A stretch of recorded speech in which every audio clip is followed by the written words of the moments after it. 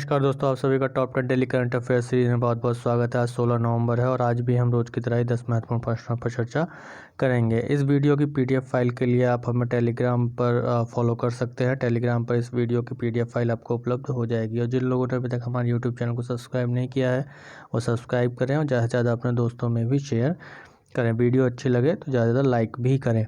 तो कल के वीडियो के अंत में पूछा गया जो प्रश्न था वो कुछ इस तरीके से था कि हाल ही में केंद्रीय मंत्री डॉक्टर जितेंद्र सिंह ने मानसर झील का उद्घाटन किस राज्य या केंद्र शासित प्रदेश में किया। तो ऑप्शन था राजस्थान, जम्मू कश्मीर, चंडीगढ़, उत्तर प्रदेश। तो इसका आंसर होगा जम्मू कश्मीर। जम्मू कश्मीर में मानसर झील का उद्घाटन डॉक्टर जितेंद्र सिंह द्वारा किया गया। चलते हैं आज के वीडियो के पहले प्रश्न पर। तो आज का हमारा पहला प्रश्न है कि हाल ही में आयोजित भारत ब्राज़ील द्विपक्षीय बैठक में भारत का प्रतिनिधित्व किसके द्वारा किया गया। ऑप्शंस हैं हमारे पास प्रधानमंत्री नरेंद्र मोदी, विदेश मंत्री डॉक्टर एस जयशंकर, गृह मंत्री अमित शाह, रक्षा मंत्री राजनाथ सिंह। तो इसका आंसर होगा विदेश मंत्री डॉक्टर एस जयशंकर। तो विदेश मंत्री डॉक्टर एस जयशंकर और ब्राज़ील के विदेश मंत्री अर्नेस्टो अरुजो के बीच ये द्विपक्षीय आभासी बैठक संपन्न हुई और दोनों देशों ने विभिन्न मुद्दों पर चर्चा की, जिसमें ब्राज़ील भारत सामरिक साझेदारी को मजबूत करना, स्वास्थ्य सेवाओं में सहयोग, आपूर्ति श्रृंखला को लचीलापन बरतान करना, इसके साथ ही साइबर सुरक्षा आदि भी इसमें शामिल थे। दोनों देशों ने किसी भी रूप से आतंकवाद के स्वरूप की निंदा की और ऐसे मुद्दों से निपटने में अपने सहयोग की भी पुष्टि की। इसके साथ ही ब्राज़ील ने भारत की संयुक्त राष्ट्र सुरक्षा परिषद में यूनाइटेड नेशन सिक्योरिटी काउंसिल में आगामी सदस्यता और G4 यानी कि ब्राज़ील, जर्मनी, भारत और जापान की भूमिका और यूनाइटेड नेशन सिक्योरिटी काउंसिल में भारत की प्राथमिकताओं जैसे मुद्दों पर भी चर्चा की। यूनाइटेड नेशन सिक्योरिटी काउंसिल के लिए G4 जो सदस्य देश हैं, ये 4 सदस्य देश हैं, ब्राज़ील, जर्मनी, भारत और जापान। ये यूनाइटेड नेशन सिक्योरिटी काउंसिल में एक दूसरे के सहयोग के लिए बनाया गया एक प्रकार का ग्रुप है। आगे देखें तो ब्राज़ील दक्षिण अमेरिका और लैटिन अमेरिका दोनों में सबसे बड़ा देश है और इससे French Guiana, Suriname, Guyana, Venezuela, Colombia, Peru, Bolivia, Paraguay, Argentina और उरुग्वे के साथ इसकी सीमा साझा होती है। यदि हम देखें तो केवल दक्षिण अमेरिका महाद्वीप में 2 ही ऐसे देश हैं जिनके साथ ब्राज़ील की सीमा साझा नहीं होती, वह है इक्वाडोर और चिली। इक्वाडोर और चिली का मानचित्र पर लोकेशन देखेंगे तो इक्वाडोर यहाँ है और चिली, ये जो पतली रेखा सी दिखाई दे रही है, ये चिली है। तो बाकी अन्य सभी देश ब्राज़ील को चारों तरफ से एक तरीके से घेरे हुए हैं, उसके दूसरे 3 तरफ से अपनी सीमा साझा करते हैं। इसके अलावा अगर देखें तो ब्राज़ील से दुनिया में सबसे बड़ी नदी अमेज़न नदी का प्रवाह होता है और ब्राज़ील से ही 2 प्रमुख अक्षांश रेखाएं भी गुजरती हैं, भूमध्य रेखा और मकर रेखा। भूमध्य रेखा ब्राज़ील से कुछ यहाँ से निकलती है और मकर रेखा यहाँ से ऐसे गुजरती है। इसके अतिरिक्त यदि हम देखें तो इसकी राजधानी ब्रासिलिया है और मुद्रा ब्राज़ीलियाई रियल है। राष्ट्रपति जो है यहाँ के जायर बोल्सोनारो हैं और ये भारत के गणतंत्र दिवस पर 2020 के गणतंत्र दिवस में मुख्य अतिथि के रूप में भी भारत आए थे। तो चलते हैं आज के अपने दूसरे प्रश्न पर। आज का हमारा दूसरा प्रश्न है कि हाल ही में भारतीय नौसेना ने 5वीं स्कॉर्पियन श्रेणी के किस पनडुब्बी को लॉन्च किया। 5वीं स्कॉर्पियन श्रेणी के किस पनडुब्बी को लॉन्च किया। ऑप्शन है रुद्र, वागीर, मंथन, समुद्रा। तो इसका आंसर होगा वागीर। भारतीय नौसेना ने अपनी 5वीं स्कॉर्पियन श्रेणी की पनडुब्बी वागीर लॉन्च किया, जिसे मझगांव डॉक्स लिमिटेड द्वारा बनाया गया और ये प्रोजेक्ट 75I यानी कि प्रोजेक्ट 75 प्रोजेक्ट 75 इंडिया का हिस्सा है और ये परियोजना फ्रांस के सहयोग से चल रही है। इसके तहत भारत में 6 स्कॉर्पियन पनडुब्बियों का निर्माण किया जा रहा है, जिसमें इसका नाम यानी कि जो वागीर नाम है वो एक सैंडफिश के नाम पर रखा गया है, जो हिंद महासागर में गहरे समुद्री शिकारी मछली है। इसके अलावा अगर हम प्रोजेक्ट 75I के अंतर्गत देखें तो कलवरी, खंडेरी, करंज, वेला, पहले ही नौसेना में शामिल हो चुके हैं और इस श्रेणी में जो छठी पनडुब्बी है वागसीर, उस पर अभी कार्य चल रहा है, वह भी जल्दी भारतीय नौसेना में शामिल हो जाएगी। तो अभी INS वागीर को शामिल किया गया है। इसके अलावा INS Kalvari, INS Khanderi, INS करंज और INS वेला, पहले ही ये 4 पनडुब्बियाँ भारतीय नौसेना में शामिल हो चुकी हैं।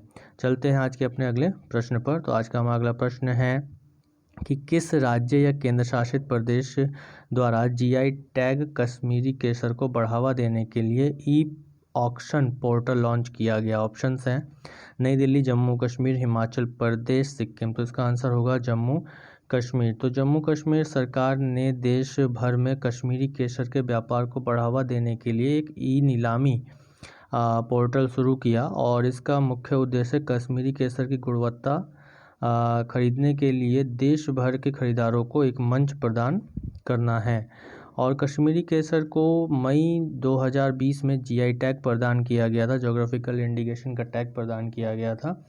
और यह कश्मीरी केसर का जो उत्पादन है वो करेवा हाईलैंड्स में, करेवा उच्च भूमि में होता है। मुख्य रूप से कश्मीर में पुलवामा, बड़गांव, किश्तवाड़ और श्रीनगर में ये कश्मीरी केसर उगाया जाता है। ये दुनिया का एकमात्र ऐसा केसर है जो समुद्र तल से 1600 मीटर से 1800 मीटर की ऊंचाई पर उगाया जाता है और जो दुनिया भर में उपलब्ध दूसरे केसर के किस्मों से इसे अलग करता है। इसके अलावा देखें तो कश्मीर में मुख्य रूप से 3 प्रकार के केसर पाए जाते हैं: लाछा केसर, मोंगरा केसर और गुच्छी केसर।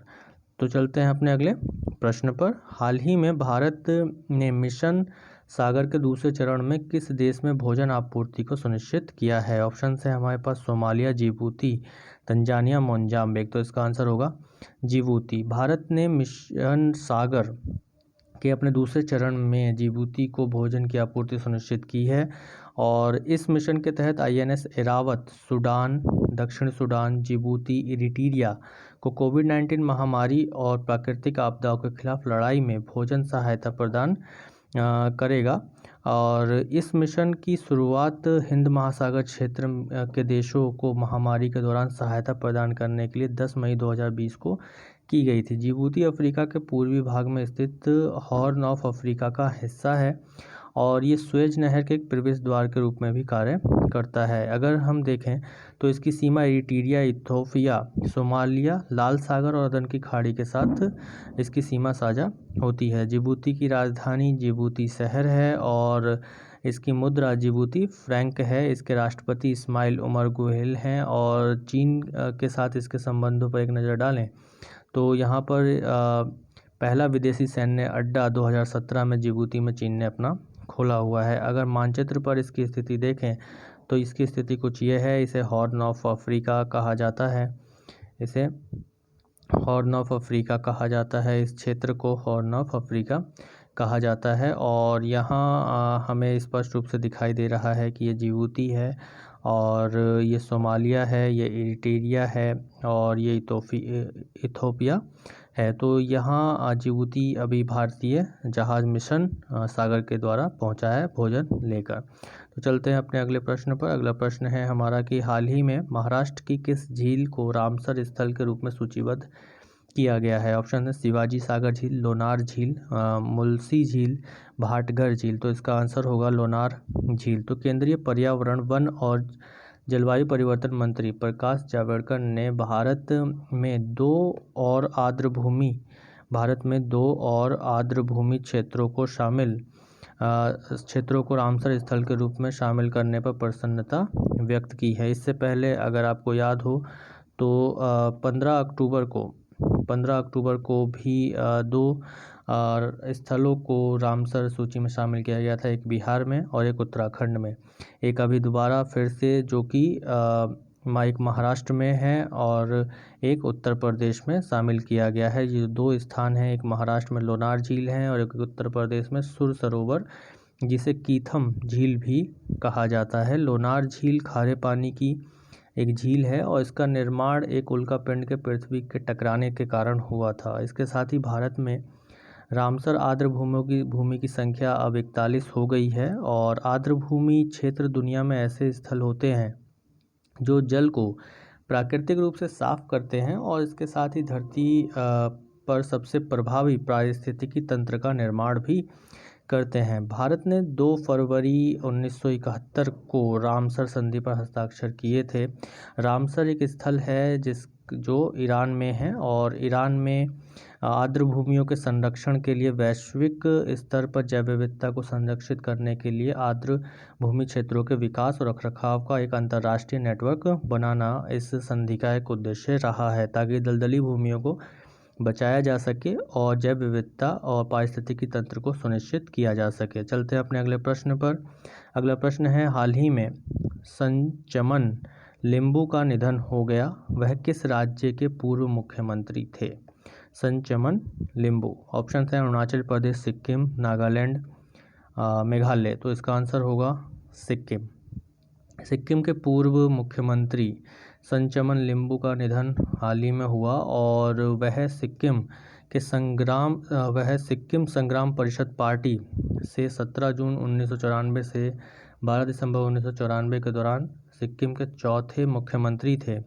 और सिक्किम की अगर स्थिति पर नज़र डालें, भौगोलिक स्थिति पर, तो सिक्किम उत्तर पूर्व राज्य का हिस्सा है और यह 3 तरफ से अंतर्राष्ट्रीय सीमा साझा करता है, जिसमें उत्तर और उत्तर पूर्व में तिब्बत चीन है, पश्चिम में नेपाल है, पूर्व में भूटान के साथ इसकी सीमाएं लगती हैं।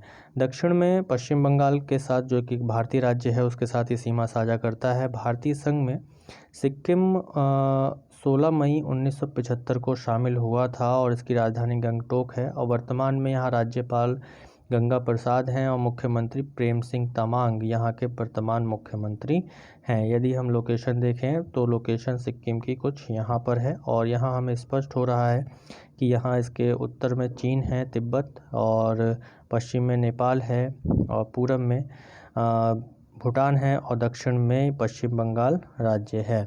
तो चलते हैं अपने अगले प्रश्न पर। अगला प्रश्न है हमारा कि किस राज्य या केंद्र शासित सरकार ने 2021 की जनगणना के लिए सरना को एक धर्म के रूप में शामिल करने का प्रस्ताव पारित किया है?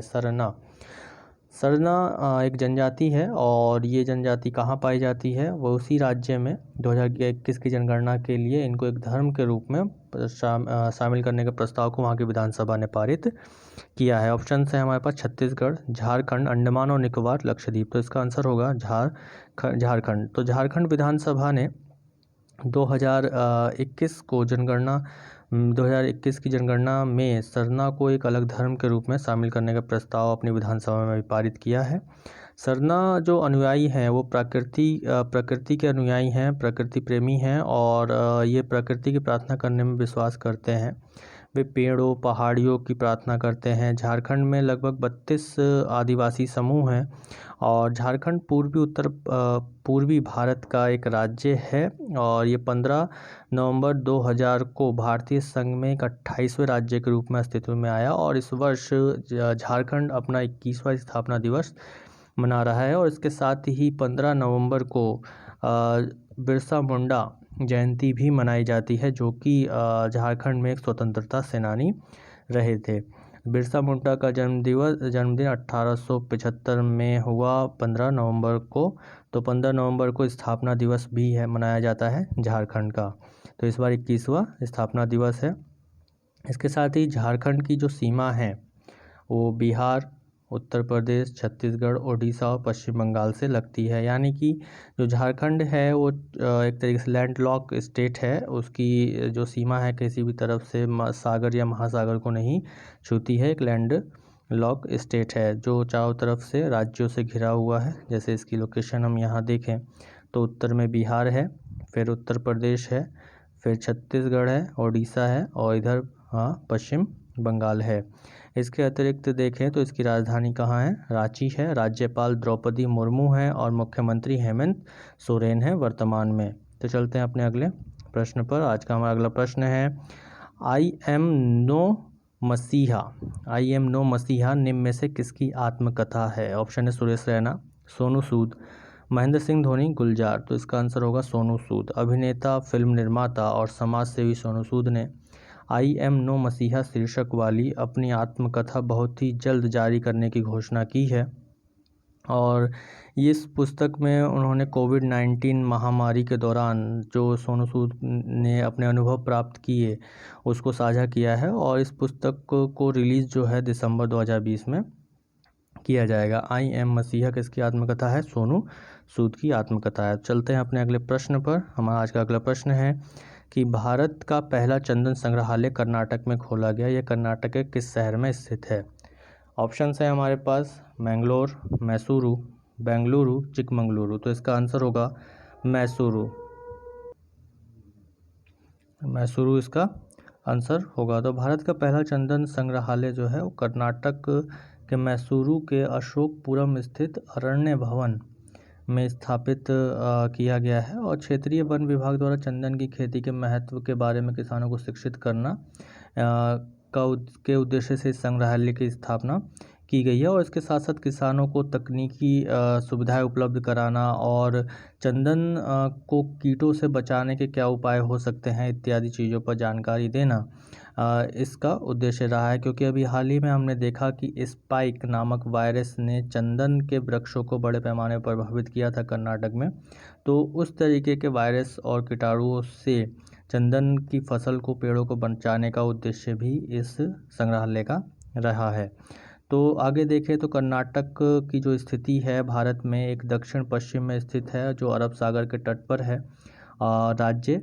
इसकी सीमा भारत में केरल, तमिलनाडु, आंध्र प्रदेश, तेलंगाना, महाराष्ट्र और गोवा से लगती है। इसकी राजधानी बेंगलुरु है और वर्तमान में इसके राज्यपाल वजुभाई वाला और वर्तमान मुख्यमंत्री PS येदियुरप्पा हैं। मानचित्र पर एक बार पुनः इसकी लोकेशन देखें तो यह कर्नाटक है और इसकी सीमा अरब सागर से लगती है। अरब सागर के तट पर स्थित राज्य है ये और केरल के साथ सीमा लगती है। तमिलनाडु, आंध्र प्रदेश, तेलंगाना, महाराष्ट्र और गोवा के साथ ये अपनी सीमा साझा करता है। तो चलते हैं अपने अगले प्रश्न पर। अगला प्रश्न है हमारा राष्ट्रीय बाल शांति पुरस्कार।